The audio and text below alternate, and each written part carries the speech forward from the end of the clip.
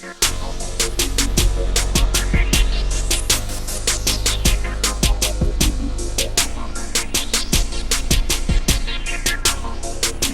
to the Comments for the Peanut Gallery podcast. I'm your host, Jordan Kurtz, and today we've got the champ in the house, my man, Brandon Dawg Royval, the newly crowned LFA flyweight world champion. How you doing today, my man? I'm doing good. Yourself? Good, man. Thank you very much for taking the time. That's all right. Thank you for hyping me up right before that. I didn't expect you to just hype me up right before you were gonna say, "How am I doing?" I'm over here all smiling, blushing, and whatnot. That's what we gotta do, bro. That's what we gotta do. Dial it back. The introduction was longer than the actual fight, I'm pretty sure. 23 seconds. There's royalty right here, ladies and gentlemen. What, broke 5 records with that performance? Yeah, something like that. 5 records. It was all just pretty much the same record broken 5 times, so I'll take it, whatever. And then one of them was the most wins for LFA, which I'm tied with a couple other people, so. But that's a record of breaking records, right? Like, most records broken at once. Like, let's count that as another record, right? Absolutely. I'm just kidding. Just chalk one more up, on the tally there for you. I'm just trying to not be beaten that right away, so we'll see. We'll see how that works out. So, obviously with having, a very highlight reel, dynamic type performance like that, what is the emotion that you feel after going in and getting out? Because that was a big topic that we discussed going into the fight was, you're going in there to finish. You're going in there to get the fuck out as soon as you can. Like, you do that in 23 seconds. Like, how does that feel? Yeah, man, I think, I don't know, from my perspective, like, I knew I had to go in there and pull the plug. I knew I had to go in there and go do something, and even, like, get thought to go to the next level, I knew that I'd, like, have to go and try to do something crazy or try to capture someone's attention, man, anybody's attention. But, I haven't got a call anywhere, so I guess it really doesn't matter that much. So I gotta just keep turning heads, man. I knew that was an option for me. I knew that this kid was a short notice guy, and I couldn't go all 5 rounds with him. That's not the way to go get called up, and that's not the way to go about it. I knew I'd have to go in there and make a statement, put on a show. So I didn't expect it to go that smoothly, but I guess it just worked out that way. So, I've said it before, and I will hold to it. Bro, you're the most exciting guy to fucking watch. Like, plain and simple. It doesn't matter what promotion, what division.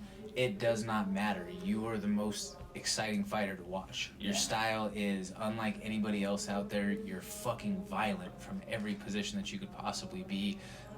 It's incredible to watch. You just continue to just light up the fucking board. Yeah, man. I did a podcast with Corey Sandhagen, who's actually fighting this week. But he said in the middle of our pockets, like, I have fighter ADDs. Like, I won't be doing something for like a couple seconds, and I realize I have to do something. And I thought that was a great way to put it. Is I've watched myself fight, and I've told myself I need to slow it down. I need to like dial it back a little bit. And I remember like at a certain point in the fight when I told myself I needed to do that, and then the next point where I started taking that punch, and I'm like, all right, I dialed it back. I'm ready to go. But then I watched it on TV live or whatever, and it was like 2 seconds later. It was like a whole lot of like, I sat back for a second. I'm like, all right, I'm good now. And like, I don't know. So I think a little bit just like ADD. I feel like I need to be doing something constantly. And when I'm not working, I feel like I'm losing that fight. So I just feel like I have to keep working the whole entire time. And that leads to excitement. I think my personal style, like the way I like to fight, or just the way I do fight, and like my strengths lead to excitement. So, just kind of led to a lot of good stuff so far. And hopefully I can just keep it up, and hopefully I can show that to the next level. Your rhythm and your pace is just it's so fast in comparison to most people's. Like me and Jordan were talking about it, and Jordan to Tony, and he's like, like most people, like you have your rhythm, could be, especially bigger guys, maybe bop bop bop, as you get down lower, bop bop bop bop, and he's like, and then you get Brandon. Bop, bop, bop, bop, bop, bop, bop. Just like you're such a high motor guy and going so fast. He was talking about your very first fight here with Factory X, and he said that it's a disaster. He said you're just in the back, you have your headphones on, you're just like screaming, rapping, and just everything in your own little zone. And the one thing that you said was, okay, I'm not gonna go out there and start with a head kick. And then the first thing that happened when you went out there was not one, not 2, but 3 head kicks that turned into a triangle, and you got the win right away. But yeah, I think doing something like that kind of it like leaves people a little bit like, all right, we're in a fucking fight right now. Like, I think leaving that like chill where you can pause, circle around, and like kind of ease into a fight is like one way to go about it. But I think since I've kind of already just pushed the pace and went into a fight right away, it makes him do something like not stupid, but like something a little desperate, and that makes him, I don't know, shooting for a desperate shot, or and that's kind of what led to that triangle. Is he shot in and like he looked like he was so like ready to get that fight to the ground because I started off with like 3 head kicks and a back elbow or something crazy. And I missed all of them, but like I said, he knew right away I was trying to kill him. So right after that, he went and just shot in on me. So once he got to the ground, he just did a desperation shot and left himself a little bit open for a triangle. But I remember, I remember that moment where I was like, I'm going to go out there, I'm going to be calm, and I'm just like telling myself like the notes that I need to go out there to do to be successful in this fight. And I didn't do any of that right off the bat. So, yeah, it kind of goes like that for me sometimes, man. Where it's like in my head, I'm like, all right, I'm gonna be calm, I'm gonna be technical. I'm a technical fighter, man. We spar in here. I stay technical. And then as soon as that bell rings, I'm like, all right, back elbow.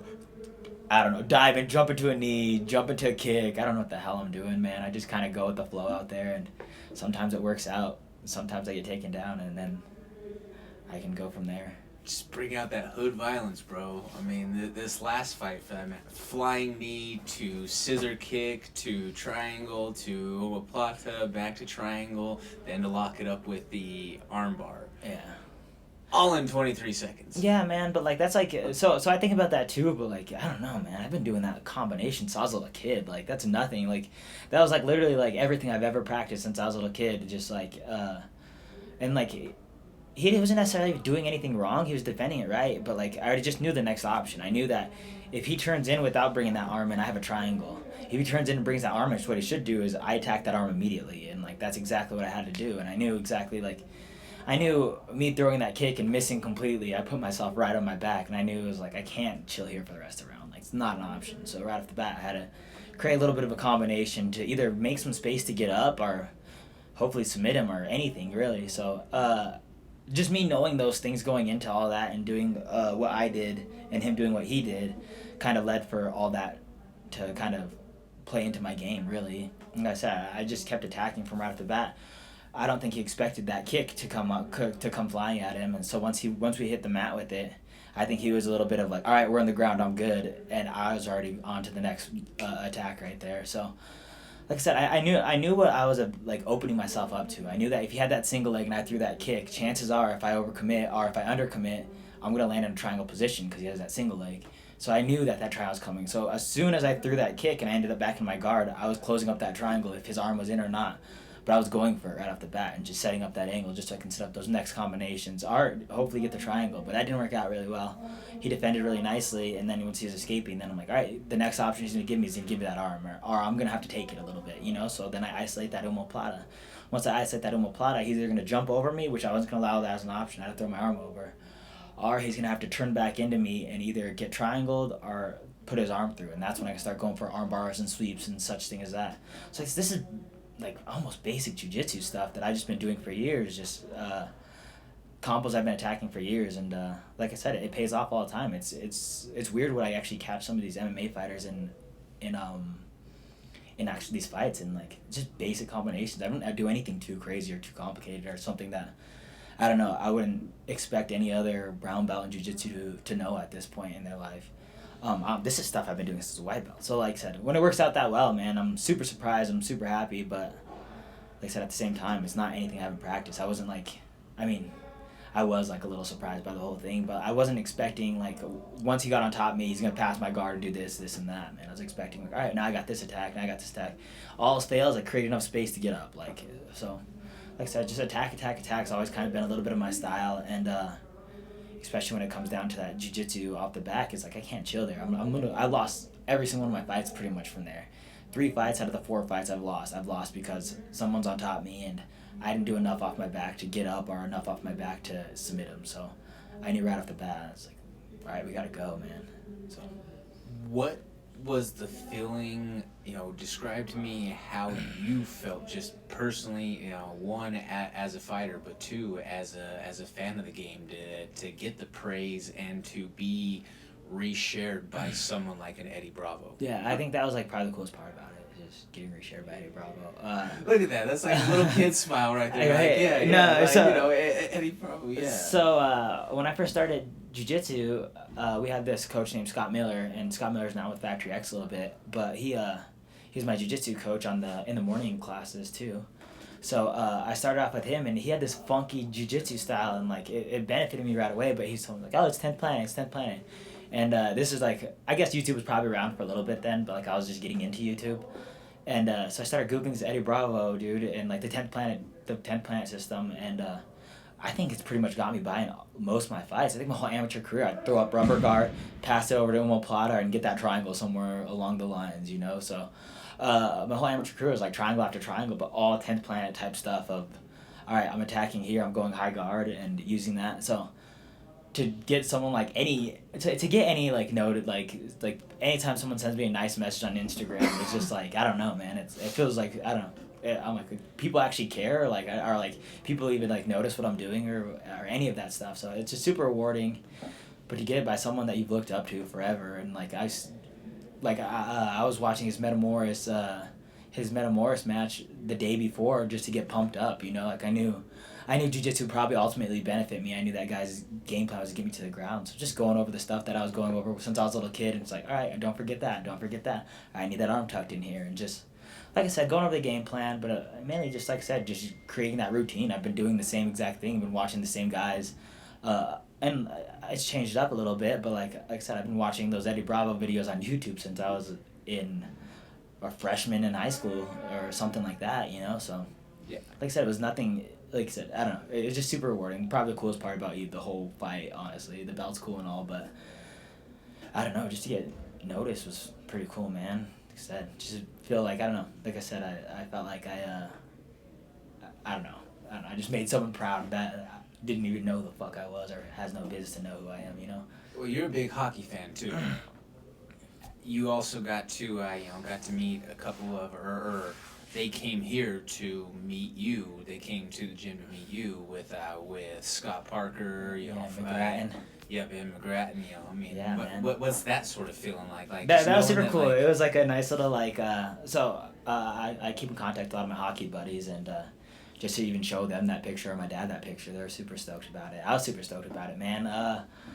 Hockey was great when they were in the league, man. Hockey was awesome because they were just fighting all the time. They're keeping it safe for everybody else, and on top of that, like, they kept the sport exciting, man. And I was never gonna grow tall and be a big hockey player or be in the NHL or anything, so I can just look up to those guys and those little Rough Riders of the league. You know what I'm saying? So it was just cool to, I don't know, it's just cool to be noticed by them too, man. Honestly, especially Scott Parker. I grew up he's a Colorado Avalanche guy, and like I said, man, I grew up watching him fight. I grew up watching him protect everybody and just being the brute force of the Avalanche at a time, man. So that was super cool too, man. Like I said, I think the coolest part about all this is just the ride of all of it, man. I don't know if I'm gonna be in the UFC ever, or what's gonna happen next for me, but like, I don't know, man. I can't even believe people just recognize what I'm doing now is just enough for me. Like, so far, man.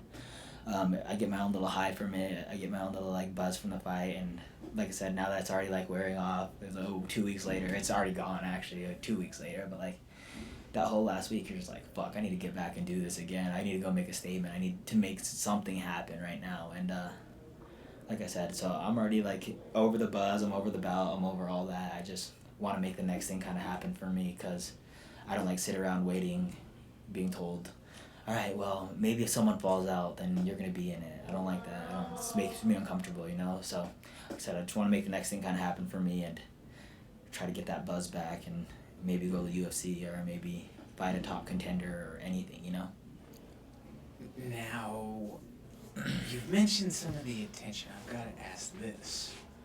What was the increased, amount of play in the inbox with the ladies after winning the strap? I don't know, man. Yeah, I don't know. It's mainly nerdy MMA guys that are like, wow, I love it, this and that. It's mainly an increase of just nerdy guys in my inbox, which is awesome too. Which is all that really matters to me is their opinion.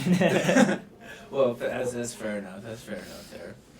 Now, also though, there's a lot of there's been a fair amount of call-outs or interest of potential matchups of of fighters out there. Who is the most intriguing, or who was the most kind of eye-opening that was like, oh wow, like this is this is someone who is on the radar, or Yeah, I think as so far as like anybody who called me out is on the radar. There's a bunch of dudes that called me out that aren't shit, but it's like they're all messaging Facebook or Instagram asking for title fights, and it's like Mark Berry. I'm like sitting next to Mark Berry talking to him about it, and he's like, these idiots are like trying to message me to get a title fight. Like that's not how it's gonna work. You don't get a tweet and just get a title fight after that. I fucking was in that ranking system for 2 years before I got a title fight, or maybe a year and a half before I got that title fight. I had to lose fights. I had to come back and fight all the big LFA guys that they had in that thing before I got a title fight. I had to work my way up that rankings, and I worked my way down those rankings too, and had to fight back in there. I've been bumped down. I've been all up and down that ranking. So to be number one's for LFA was like this year's goal for sure. But to be called out by some dude who has 4 fights in the Midwest and thinks he's something because he beat a bunch of dudes 0-10, like get the fuck out of here with that. I fought UFC contender. Everybody I lost in the last 3 opponents that I've lost to all went to the UFC or had like a UFC contender series shot or like right afterwards. So I've lost fights and realizing I was that close to get called up. You know what I'm saying? So I don't know. For these guys to beat a bunch of nobodies and feel like they can go beat me, go fuck yourself. Like, straight up. Like, are you serious? Like, go fight someone with a record. Go fight someone with a winning record. Don't fight these cans from the middle of nowhere and think you did something because some dude wants to earn $200 to go lose a fight and doesn't give a shit if he wins or loses. Like I said, I don't know. I feel like I put in a lot more work. I fought the who's who of the flyweight division, the who's who of the 35 division. I fought a lot of people, and I fought a lot of hard fights, especially in the last 2 years. There was not an easy opponent on my record. And I think if we look at the record, the easiest opponent that I've had that didn't have the prettiest record was the guy that I last fought, and I beat him in 20 seconds. So, like I said, I don't know. I'm fighting the who's who, and I'm trying to make statements. I'm beating UFC contenders in the first round, like, and then for you to call me out and not do anything, it's just like, go fuck yourself. But that being said, is like there were people that were talking shit that has done something for the sport. I think Sean Santalo has been ranked number 1 in the USA for like 5 years. I don't even know why the hell he's not in the UFC, to be completely honest. But I like that matchup, man. I like that idea of that fight. I think he's a stud in the jiu-jitsu realm. But that's nothing that I haven't seen before. He has nothing that I haven't seen before. That's for damn sure. He's not like a world-class jiu-jitsu practitioner in our weight class. He's just good for an MMA fighter, and I'm good for an MMA fighter. He's not going to go out there and punk me like all he does to all these other guys, especially in the jiu-jitsu realm. But I like that matchup, man. I like that matchup for the contender series. If he wants to try to fight for my belt, he can come down here and get his ass whooped. Or if they want to make that a UFC fight. That's what he was saying. He said that UFC Texas or something, me versus Royval. And that would be sweet, but I don't think you can just tweet and get your way into the UFC versus some random dude. So, I don't know. But if we can make that fight possible, I think that win for me would do wonders for my career. I think that I would be really undeniable then. I think me beating Williams or anything, there's a lot of room for question because it was a weak notice. I wasn't the strongest opponent in my opinion. So I think there's a lot of room for questions. But then I go and fight Sean Santalo, who fought everybody, man. He probably beat people in the UFC at this point. I don't even know what his record looks like. But he's fought everybody that's a stud in the flyweight division. He's essentially been a gatekeeper. And I don't know. I think it'd be cool to test that. I think it'd be a good opportunity for him and I think it's good for that East CES or whatever that he has, that belt that he has, and then that LFA belt, man. I think LFA is the biggest promotion for flyweights as far like outside the UFC in America for sure. There's no questions about that. When you look at all the top ranked flyweights, 1, 3, 4, and then from there on out, I think you look at all the flyweights in the UFC, they probably had a fight for RFA or LFA or Legacy or whatever it is, you know? So, I don't know. Like I said, I think my belt means more than his belt. Fighting for LFA as a flyweight, I think is super important because flyweights don't have Bellator. We don't have Bellator. We don't have those other big promotions. We don't have a spot in PFL. Those are the other promotions to get paid and to make a name for yourself. flyweights don't have that outlet. So we have Titan, we have CFFC or whatever Sean Santella fights for, and then we have LFA. And LFA outranks all three of those in my opinion, and I think they've I don't even know if that's up for question, but if you look at all the last flyweights in the UFC, they all come LFA, Legacy, RFA. So, like I said, I'm down to beat up that kid. I don't give a shit. If that's the route that everybody wants me to take, if Mick Maynard wants to see me fight Sean Santella, then say less, man, because I'm in for that fight. But I don't know if just talking shit and then getting that fight and then all of a sudden there's a UFC opportunity that comes through, you know what I'm saying? So I don't really know what the next route to take for myself is. No, that's why you have, your great management team and all that is going to work on getting it all taken care of. Yeah, exactly. But, that's something that I think that would be if it's not the dance next, that would be a great matchup and a good fight to see. You would go totally Nick Diaz to Thomas Denny on him. Yeah. But, if any of you out there don't know that reference out there, just pull up a couple of pictures and you'll see exactly what I'm talking about. Just do yourself that favor. It's a little bit of lesson in history there for you in MMA. Now, with that being said, you talking about you having, even in the times where it's been a lesson situation, it being a very hard fought, quality loss, if you will. I mean, the last time was Casey Kenny, who's in the UFC. Yeah. You took that fight on 9 days' notice? Yeah, something like that. Off of essentially no camp, because that was, you were just, pretty much fresh off a few weeks off of that fight out in Nebraska. Yeah. And we're a little bit beat up from that. You're like, fuck it, I'm down to go scrap. Yeah. You go out and fight for 25 minutes and go to fucking war. Yeah, so I think I think something to note in all that is one, my opponent the guy that I just fought got beat in 20 seconds, and he's saying that he had a short notice, that he needs a rematch because of that, which is all right, whatever, the fight was 20 seconds, but I lost that 5-round fight, and I don't know, man, how I feel about it is I feel like if we look back at all my losses except for one, all besides one, is I got neutralized, man. These guys are not here beating me in fights. They're out here neutralizing me for 15 minutes or 25 minutes in Case Kenny's case, which is really good. But like I said, I think these guys are just trying to neutralize me, and they're not just trying not to get beat, man, more than anything. So like I said, in a real life fighting scenario, I don't know. I feel like I'd have one blemish on my record for sure. But other than that, I have 3 dudes that are just holding position, doing what they have to do, man, and they're doing it really well. And yeah, you can't knock them, but they're just surviving for 15 minutes or surviving for 25 minutes. And like I said, none of them were out there trying to finish me the whole time. None of them were out there looking for the kill. I was out there doing that the whole entire time. So like I said, I don't know. I don't even know where I was going at with that, but it's just one of those things that I have some losses, man, and I have that tough lessons from a lot of tough dudes. But like I said, I never really got my ass whooped. I never went out there and got fucked up. I didn't go out there and have what I did to somebody the other day. You know what I'm saying? I didn't have some dude go out there almost try to take my head off with a kick, triangle armbar me, and put a clinic on me for fucking 20 seconds of the fight. Or I didn't go out there and get spinning back elbowed and then armbarred in the first round. You know what I'm saying? I didn't go out there and get teed off on. These guys didn't go out there and win how I go out there and win. Before this fight, man, I was going out there super shaky, super nervous, and I'm in my head, I'm all right, I'm gonna have to go fight this guy. I'm gonna have to go do this. I'm gonna have to get punched. I'm gonna have to get kicked. I'm gonna probably get dropped on my head or whatever. He's trying to wrestle me. So I'm just going over all this terrible scenario in my head, man, and I'm thinking, well, what the fuck's this guy thinking? I go out there and try to kill people. He's going out there and try to wrestle me for fucking 15, 25 minutes, whatever it is. What's going on through his head? If I'm scared of what's about to happen, then this guy has to be fucking terrified because I'm slashing people open, I'm dropping people, I'm choking them, I'm breaking arms. I'm doing whatever I can to get the hell out of there. I'm not looking to just survive in there. I'm looking to not only just win, but go out there and thrive. Go out there and put on a clinic. Go out there and put on a statement. Go out there and go home, man. More than anything, I just want to get the fuck out of that place.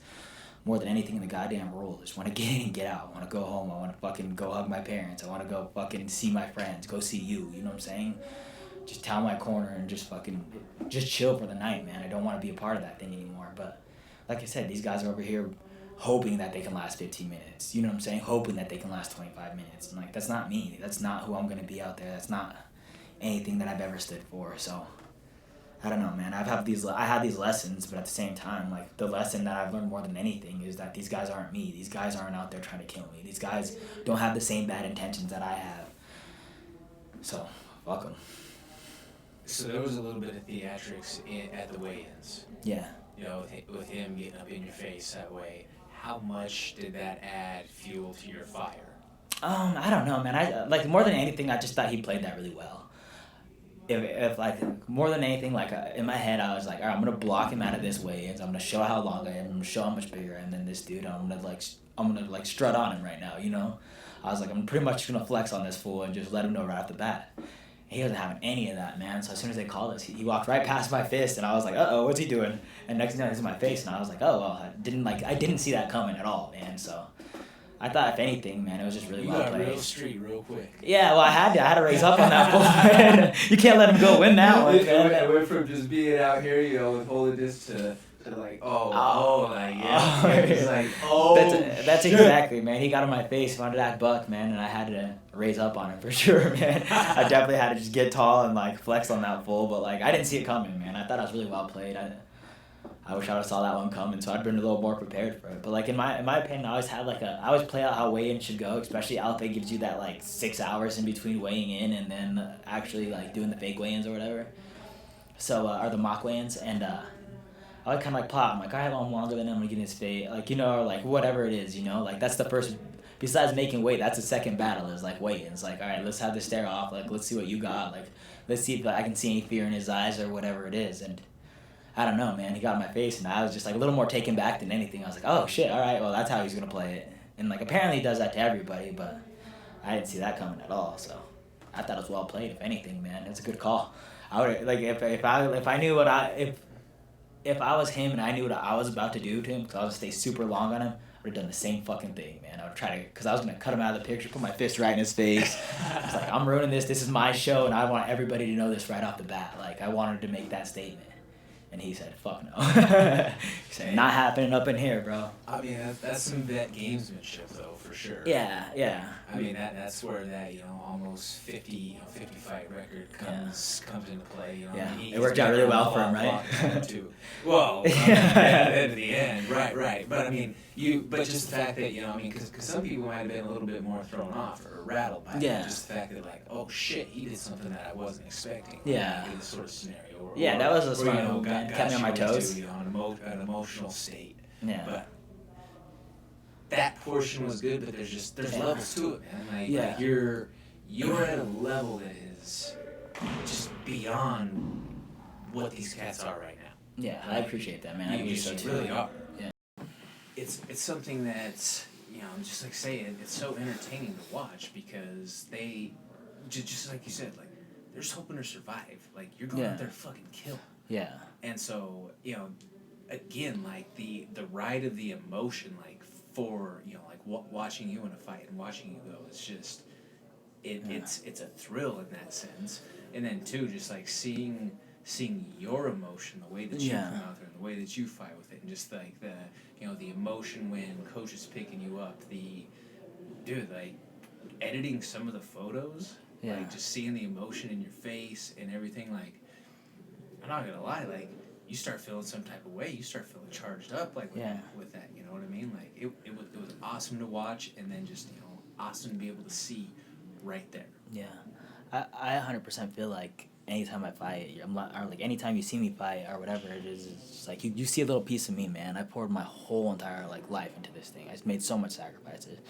Between people, between friends, between relationships, between all of it, man. Like, I sacrificed a lot, especially between this last camp, man. I had so much going on, so many fights, so many injuries, so many people pulling out, a whole different day, a week before I was about to fight. And like I said, I don't know, just to even make that walk was just crazy for me. And like I said, I'm an emotional fighter as it is, man. I go out there and I kind of just reflect on everything, and I know at this point, like, I have a lot of losses, man. Like, what a loss will do for my career is it'd probably end it, honestly. Like, I don't really know if I lose my next fight, like, where I stand with anything. So I go out there knowing that too, man. I know that I'm a little bit backed up against the wall, and I know that I have to go out there and do something, and do something, anything, man. I know, especially for that fight, I had to go out there and make a statement. Like, I couldn't go and just lose in front of my fucking friends and family too, man. Like, I couldn't go out there and just lose. I couldn't go out there and get held down for 25 minutes. I couldn't go out there and get wrestled and just beat that way. So, like I said, going out there, man, I knew what I had to do. I knew what I wanted to do, and I knew what I lost and what I sacrificed for that fight. And like, I don't know, man. Like I said, I'm an emotional fighter as it is, but like that one was especially hard for me, and like that one was especially different for me, and like once you win and all that, like those emotions come out again too, because then it's just like, holy fuck, I did it. Like, it's over. Maybe I made my life better too, because like a win with LFA and winning that LFA belt, man, I could have just changed my life. I don't know, man. You still don't know. I could still get a short notice call for money, do something crazy, and then now I'm making fucking 100,000, or something. You know what I'm saying? So I don't know. I could have, like I said, I could have put myself in a position to change my life, at least temporarily. But like I said, you don't really know, man. And I knew walking out there, I knew all the possibilities, all the chances. And like I said, you try to block it out in your mind, but I can't block that out, man. I know what's going on, man. I'm too, like, like it's running through your head the whole entire time. The night before where you're cutting weight, like, I can't miss this weight because this is what I'm going to miss out on if I miss this weight. Like, you know what I'm saying? So, like I said, it just plays into almost everything I do, man, at this point. And like I said, man, I just want to go out there and I want to just, like, I want to make myself proud. I want to show what I'm capable of, because I know in a real situation, no matter what happens, like, I don't know how that guy goes out there and beats me. Like, I don't know how he's going to go out there and win, He's not going to sub me. He's not going to knock me out. Like, so like I said, I knew the possibilities. I knew that I should win, statistically speaking. Like, I knew that I should win that fight, but like I said, you don't know. You don't know what's going to happen. I don't know if I go in there and my mom watches me get dropped to the floor, I don't know if I go out there and everybody that I work with and that I train with, and like I said, I go out there and, or maybe I even get hurt, man. I was going in there with a bunch of injuries, man. Maybe I go in there and get hurt right off the bat and like nothing happens.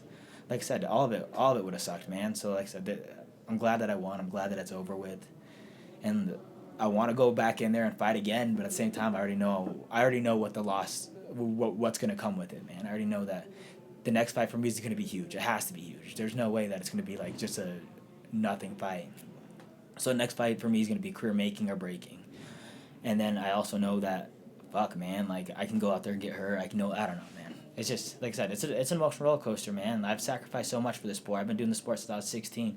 And when I was 16, I was diving into it, man. I was doing it serious. I wasn't one of those 16-year-olds that was come in here, train a day, go be out for the next 2 days. I was in there training every day, twice a day, staying for the extra classes. Once I was on the fight team, I was doing like the basic classes too. Like I said, I don't know, man. I take the sport seriously. This is what I love to do. This is what I love, man. This is more than a job to me. It's passion. It's everything, man. Everything I do on a daily basis plays into martial arts, man. So, I don't know, man. Like I said, it's just an emotional roller coaster. It's emotional for me, and like it's a whole big thing for me. And I'm really glad I won that fight. You've keyed on having to face and overcome a lot of adversity in this camp leading up to this fight, albeit injuries to other circumstances, all of that. How much do you care to elaborate on? Not really any of that, honestly. I don't care to say anything about it. I appreciate that, though. The injuries? Oh, I'm sorry. My bad.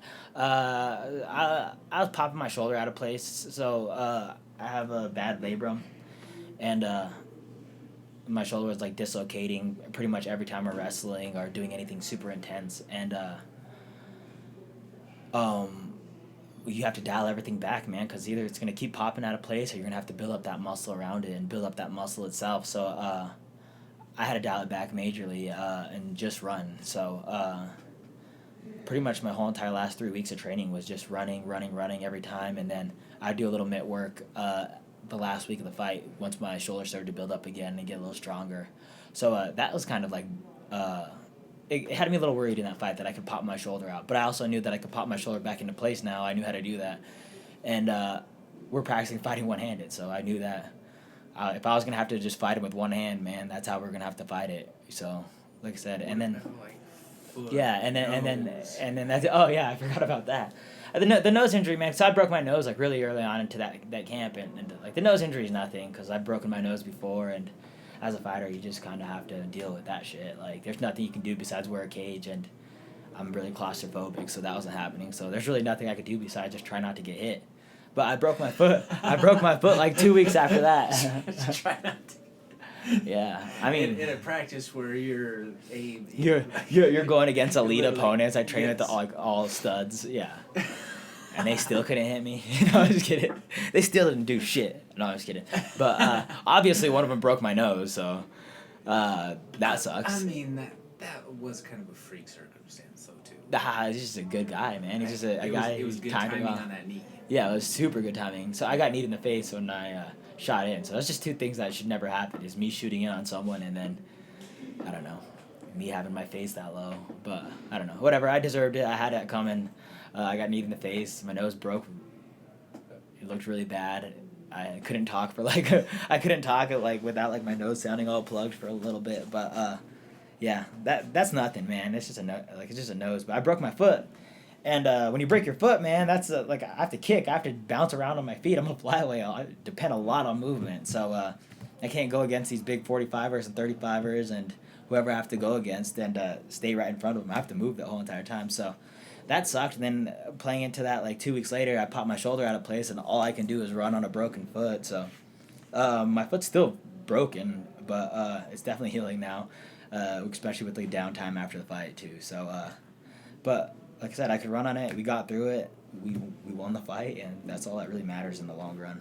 But I bet you, like, when it comes down to it, I had less of a training camp than the guy I fought. I bet he's been training and stuff for the past few weeks and staying somewhat in shape. But me, I was just running and trying to stay skinny. So if we're trying to talk about excuses, I mean... Well, and for the record, this was the injuries were to the extent that Coach actually asked about potentially pulling you off of that fight, right? Yeah, and definitely, and for Coach Montoya to say that, yeah, that's got to be pretty fucking significant, right? Yeah, and it was a title fight too, man. So he knew the importance of it, and like I said, it was just a big conversation that we had to keep having. We had to have it more than once for sure, especially at that point. I think the broken foot, we're just like, we'll get past it, and then the shoulder, and then it's like, all right, well, we haven't been training for 2 weeks. You've been training for a week, and now your shoulder's fucking up, like. So it kind of turned into that, like, all right, is this whole camp going to be a wash? But he actually kept me really confident in the whole entire thing, too, because, like I said, I turned to him, and I turned to him and was just honest with him. I was like, all right, well, this is happening to me, and this is happening to me, and, like, this is what we can do. I want to fight. I know I can go out there and win. The opponent was Jared Scoggins, I think, at the time, and it was like, I know I could go out there and still win. But, like I said, I wasn't too confident in it, but he was just in my ear. He's like, I've known you since you were 16, like... You're not going to not remember how to fight out there. Like, you're going to go out there and you're going to fight no matter what. He's like, so, he goes, as long as you can make it there, man, as long as we can get to that camp and sure that your shoulder's going to be fine by the time you walk into that cage, we're going to take that fight. So he was actually really big on, like keep my confidence up there because, I don't know, if that plays with your head a little bit. I've never not trained for a fight, and especially a fight of that circumstance, man. And so in my head, it was just like, all right, well, if Coach thinks I can do it, man, then we're going for it. Then we're going guns a-blazing because I did not want to pull out of that fight. Because the fight before got canceled, and by the time all those injuries happened was the second go-around at it. I did not want to have to return all the tickets, tell all my fans that, all right, well, I know we're this close to this fight, but, like, it's not happening again. And, so I didn't want to go back through all that. I didn't want to lose the opportunity at all. I didn't want any of that to go away. So I had to take the fight, man. You have to take that fight and just... I know that I've been doing this since I was a little kid, so it's just like when that comes into play too. I'm not gonna forget how to fight. I'm not gonna go out there and forget that I'm a fighter at the end of the day, and none of that's gonna go away. None of that skill set's gonna go away from me. If anything, it might even improve for just taking a little bit of time and missing it a little bit too. So I don't know. Like I said, it was all good stuff, man, and I'm glad that I have him in my corner to kind of keep me in the zone like that. Cause I don't know what most coaches would have said in that scenario, but I've known him for a long time. We worked together for a long time, and he knows me, so I think in that sense he was just like, all right, well, we're going to take the fight, man, as long as you can make it to that camp and make weight. All right, well, we're good. What was the feeling like when you lock up the submission, you get the win, and he comes through those cage doors and picks you up? I think everything was just craziness then, because, like, I jumped on a cage, and like I was trying to I was taking it all in just because I had so many fans there. I had so many people in that place, man. It was really cool. Um, and then my teammates all fought in that card, so then I get their fans out of solidarity. I'm pretty sure. I think that's how that works, but hopefully I get that.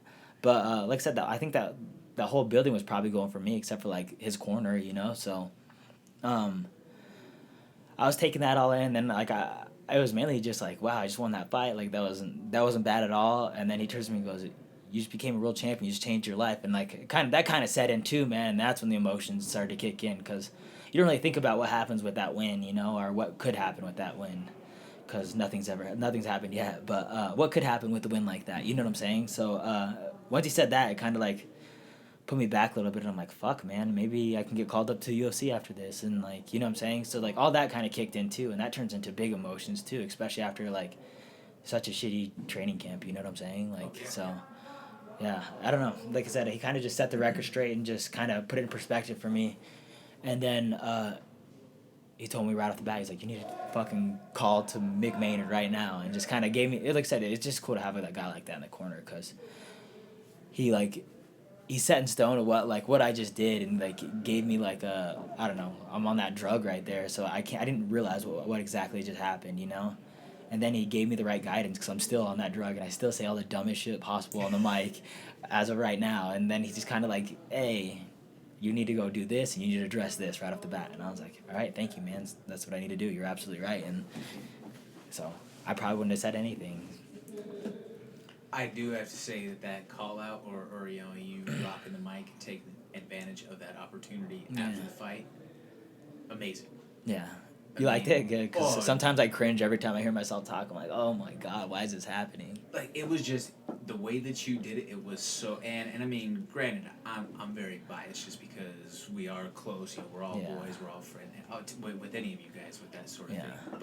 But especially in that moment, just like I knew that it was so like truly you speaking in that moment. Like, just again, like tying back to the emotion. Like you could feel the emotion, you could feel the passion, you could feel that energy coming from you when you're like, you don't think flyweights are exciting? Like, watch me fight, like watch my fights. Like, just hearing that, it's just like, oh shit, like. Yeah, and like I said, like I credit that to Mark, man. He just kind of told me what to say and gave me like a blueprint. Yeah, gave me the blueprint on what to say, man. And I just ran with it a little bit, and like I said, a lot of that is emotions, man. A lot of that is like what I believe too. I believe I'm an exciting fighter. I know I'm an exciting fighter. I know that people want to watch me fight. I know that people, I'm a fighter's fighter is what I think, man. I think that I have a lot of MMA fighter fans, like guys that hit me up from other teams in Colorado, other teams around the state, and just like, bro, I love watching you perform. I love watching you fight. Like, you're exciting and you go for it, man. And like I said, so if I'm not an average fans fighter or whatever, or like a typical fighter, but like I make the other MMA fighters happy, and that's for damn sure. And like I pride myself off that too, man. So, like I said, I think I'm exciting. I think I can compete with the who's who in the UFC for sure, man. I don't doubt that at all. So I don't know, but like I said, I think that was a little bit emotional, but I also think I believe in every single thing I said up there. I believe that that LFA belt's gonna stay in our gym forever, man. I think we have so many good flyweights, and I think Sid and I have done a good job at attracting other good flyweights and smaller talent around us. That I think right after, if something happens to me, if I go to the UFC or wherever, if I have another opportunity somewhere to give that belt, that Sid's gonna take that belt for sure, man. I think that's his belt right after me for sure. And I think that he deserves to be called up. And like I said, I believe in my team, and I believe in the people around me. I believe in Coach Mark. I believe in Busy. I believe in all of them, man. And I believe in all my teammates. So I don't know. Like I said, it's just one of those things that, like, I don't know. I'm blessed to be around all these people, man, for sure. And like me being on the mic and me saying all that was just a good way to, like, the only way that I could really honor him. You know what I'm saying? Like I don't want to go in there and just like, hey, Mick Maynard, like, pay attention to me. So I'm like, yo, this is my team. This is who I've been rocking with since I was a little kid, and this is who I've been rocking with since I was like 20, you know, or whoever it is, man. I've known these guys forever, and like we chased a dream together. I don't know what can be said about that bond, but like you were hustling every day together, spending hours on end with each other, and like that's a bond for sure, man. And like I watch how hard they work. I watch how bad they want it, man. And like their success means my success for sure, and like vice versa, man.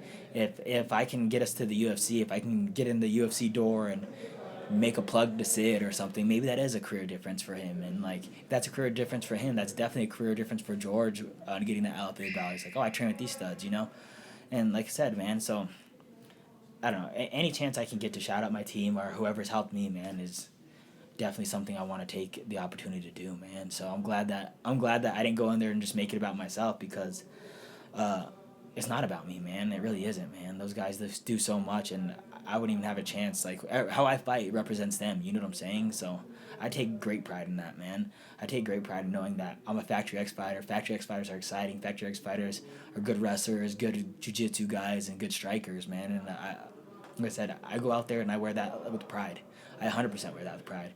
Anytime they're out there announcing Factory X, I'm over there like, I'm a Factory X fighter. I gotta put on a show, man, because this guy knows, like my opponent knows what we're about. Like, you know what I'm saying? And like, now I know what I have to go represent. And like I said, it's not just me out there. So I represent every piece that these guys have poured into me. You know, everything Busy's taught me, everything Coach Mark's taught me, every time G's held pads for me or showed me a technique, I'm representing them in a way. And like I said, that means real to me, but also I wear it with pride, man. I don't want to go out there and disappoint anybody. I don't want to go out there and lose. I don't want to go out there and put on a boring fucking show because that's not who they are and that's not what they taught me, you know. So I'm glad I went out there and represented them well, and I'm glad that I can go out there and make statements and say their name and use them as like a badge of honor, you know. So Definitely. From a technical standpoint, how instrumental has been having someone, especially with your particular skill set, being able to attack from the back that you, as well as you do with triangles, with arm bars, all of that, of having someone like Professor Busy come along in the last couple of years? oh yeah, it's been great. So I think before we had Busy, it was pretty much me doing the jiu-jitsu show around here a little bit, and Brian Kamosi and I would switch off. But before I had Busy, I didn't. There was a moment in time where we didn't really have too much jiu-jitsu instruction, and I'm not the most organized person. Like Busy has a curriculum. We're gonna do this day. We're gonna do this the next day, and he knows what we're gonna do in 3 weeks from now. Where I was just like, all right, well, you guys need to work on this off your back. Like we'll work on this, and like I was doing it randomly, and like I said, I didn't have that guidance too, man. And like I said, I take great pride in jiu-jitsu, man. I don't ever want to go out there and get subbed. I don't think anybody wants to lose, but like if I get subbed, man, I freak out for sure. But I don't want to, like, I don't know. Like I said, I want to go out there and I want to make my jiu-jitsu happy. I want to go out there and prove jiu-jitsu's cooler than wrestling. I have pride in all that stuff. So, like I said, if I can go out there and the last two, Busy's really good at arm bars, and the last two submission wins I have are arm bars. I was never nailing arm bars until Busy came around, man. I think all my wins were triangles. But since Busy came around, I got 2 arm bars. I've gotten 3 arm bars with Busy just as my professor in the last 2 years. So, like I said, I go out there and make him proud, man. So I'm just happy to do that. Definitely. We've covered a lot on the fight topics. We've talked a lot about what you've gone through with this camp. What is something that you maybe, as we come to the close of 2019, what is a goal for you outside the cage or outside of fighting, as a person as we take on 2020? Outside of fighting, I didn't really give that much thought. Just better myself as a person, man. Yeah, right, 100%. Just better myself as a person, and that goes in all aspects of life. Like I said, I've done a lot better in the last couple months, just creating better routines every day, and just waking up, cleaning, or going before I go to bed, re-clean, all that stuff. So, like I said, just practicing good habits constantly, practicing talking to myself better. That's something I've always kind of struggled with. Is I don't know, even like before fights, I'm like, fuck, dude, like you're gonna go out there and win, like you know what I'm saying? So I've gotten a lot better at just talking to myself and feeding the positivity in my life, and like I said, I still need to improve at that. It's something new that I've been doing, but like definitely just improving myself in general is just something I need to do, and just improving those little routines, and even if that's including like if I got subbed, I'm like, all right, well, I lost this one. Like, now I can go back and learn from that instead of getting subbed in practice and then fucking being pissed for the rest of the week, which has happened. So, like I said, just talking to myself better and just being more positive and being more of a positive person is definitely something I need to work on. Okay. Yeah. Is there anybody that you want to shout out, sponsors, management, anything? Team Iridium, man, as far as my management, I have a really great management team. I'm in constant contact with them. There's no better management team. I don't even know if I should be shouting them out because I want to keep them all to myself. But, right? But Jason House, Lance, Jacob, man, they're the guys I deal with mainly, and they're an amazing management team. They do such a great job. And like I said, they make my job easier. So anybody that you can have like that in your life, man, is just great to be around. Great, positive people. My team, Factory X, man, just great guys. My brothers, all that stuff, man. Comments from the Peanut Gallery, my other brother right here. Yeah, I watch all these videos. I want to thank Zensation, my big sponsor for this fight. Cure Native is one of my big sponsors for this fight. And Stashbox, one of my big sponsors for the fight. Like I said, if you can get sponsors, man, if you get people that believe in you and that you believe in them, man, you have like a nice little teamwork and camaraderie that works out, man. I wouldn't take on a sponsor I don't believe in, or a sponsor's product I don't like, or I don't like them as people, man. And these people are great. They're entrepreneurs, and you're around someone that's trying to better themselves at all times, man. Surround yourself around these kind of people, man. People that are like, all right, well, not only do we believe in you, but like we're out here making life better for everyone around us, making my life better. They're making great products, and then on top of that, they're doing a million different other projects. Meanwhile, you don't see people like that. I don't run into many people like that, so it's cool to be surrounded by those guys, man. Those three companies, I don't know, I'm just growing with them as people too, man. So, yeah. That's awesome, man. Dude, I really appreciate you taking the time. Oh, no worries, It means brother. a lot to to be sitting down here with the champ. Oh, don't even say that shit. That's another thing. Is just like I gotta get rid of my ego right away, because like everywhere I go, someone's like, "Hey, can you take a picture of the belt?" And I'm like, feeling cool about myself, but it doesn't mean anything, man. This bout like really doesn't mean anything. That's the sad truth of it. Is like, it's a nice little milestone. It's heavy. It's cool to take pictures with. I'm not gonna lie, but it's not where I want to be. This isn't where I want to be. This isn't like, oh, I hit an LFA belt, like that's it. Like, no, fuck that. Like, we have so much more to prove. We got so much more to do. This is just like the little like nice little like cherry on top of like finishing out this regional career, but I need to go somewhere else, man. I need to go to the UFC. I need to go up, show I'm a world-class opponent. And if winning this belt doesn't get me to the UFC, it really doesn't mean anything to me, because now it's just like, all right, now I got to win another one of these belts. I got to beat another one of these top contenders. This belt doesn't necessarily mean that being the number one LFA guy is not my end mission. Having a one next to my name, being the number one contender, or whatever it is, or being the champ in the best promotion possible is the end game, man. Changing my life's end game, and this is just the start, man. And I appreciate LFA for even considering me as their title challenger.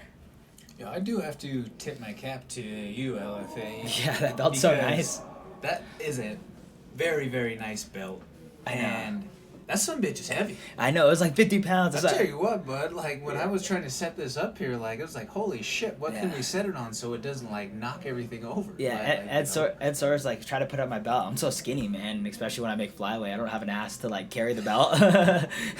He was like, I think you're just gonna need to carry this around your shoulders. And I was like, yeah, you're right. But that's the way you gotta sling those belts anyways, bro. You can't wear it. But I didn't expect it to be that heavy too, so once he handed it to me, I was just like, whoa, alright, we're gonna be lifting today. Yeah. And now that everybody wants to take a picture with it and have to carry it some places, that get a little stronger, man, honestly. Get a little bit of extra building workout, that core, that's what that's what being the champ's all about, is you get that extra work in. Right. I mean, who needs a weighted training vest when you're just running around with a strap? Yeah, right. Pretty much, I mean? man. But like I said, I'm ready to get rid of this belt. I'm ready to go fucking go on to the next mission, because me holding this belt and just looking at it, it's like I'm reflecting too much on that last win when I'm not focused on what's next. You know what I'm saying? And what's next is the important thing. What happened yesterday was like a nice little like, oh, I can look at it, but it's over, man. So I gotta get that next high going already. I feel you. This is your opportunity to call your shot. To call my shot? To call your shot. I mean, McMahon, what's up? No, just kidding. Just anything, man. I need something big. I want a big contender. I want to be on the contender series. I want to be a UFC. I want to fight in the UFC any short notice. I'm staying close to weight. I'm staying on task. I'm training every day. But yeah, any big fight, man. I want any top contender. I don't want to fight a scrub, man. I can't fight a scrub, honestly. I'm ranked too high. My skill set's too much to be fighting some nobody. So like I said, I want to fight the biggest fight possible. I want the biggest money fight possible, and like I said, I just want to go out there and make a statement on whoever it is that gets in my path. I love it, man. I love it. Oh, yeah.